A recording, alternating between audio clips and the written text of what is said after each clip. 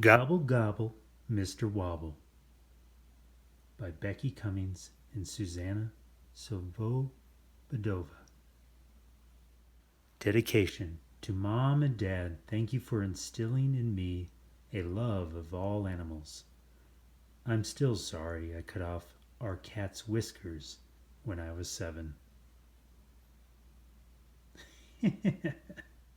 Word traveled quickly on the farm that the grand Thanksgiving Day feast was Thursday, just a few days away.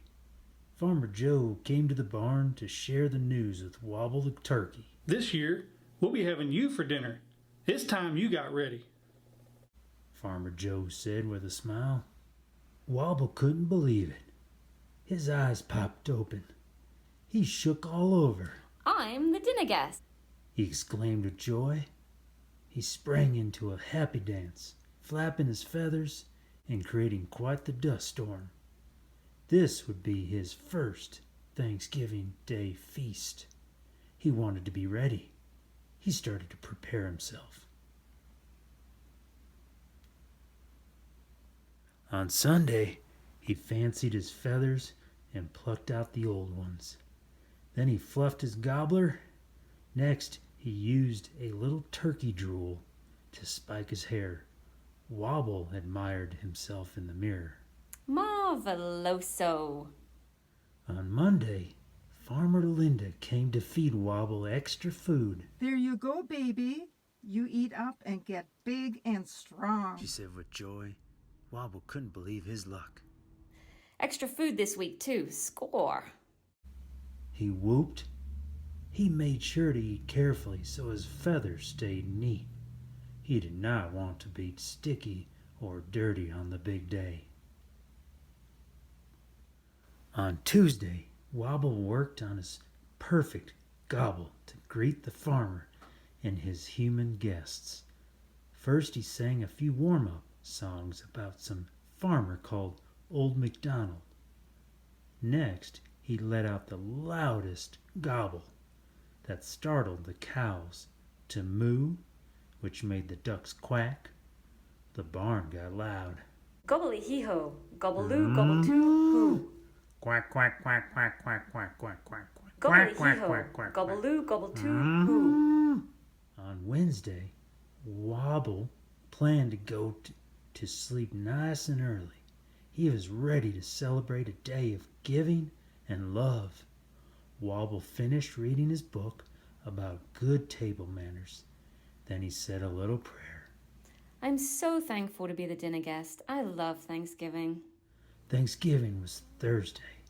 The barn mouse kept trying to make Wobble take a walk outside, but he would not go.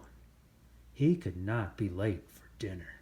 Finally, the farmer came to the barn with his axe in hand. It's time for dinner, my friend.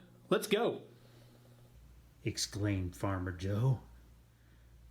They went straight to the woodpile, and the farmer chopped some pieces of wood for the fire. These will do. Now come inside. Farmer Joe threw the wood in the fire. The house lit up with warmth as the smell of freshly baked apple pie filled the room. Then Farmer Linda opened the oven, and steam from the most delicious saucy lasagna poured out. The smells were almost too much for Wobble. He shook with happiness. The family gathered quickly at the table, and the farmer pulled out a chair for his beloved turkey. It's time for a family feast, my friend, said Farmer Joe.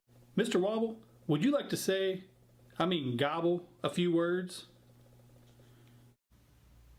Wobble let it all fly out. Gobble, gobble, gobble, gobble, gobble-too, gobble-hoo, gobble-tee, gobble-dee, gobble-da.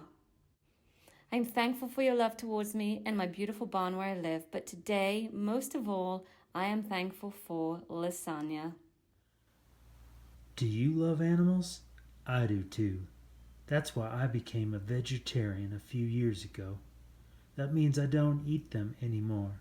You can try it too by encouraging your family to pick a day of the week to go meatless. This means each meal or snack has no meat.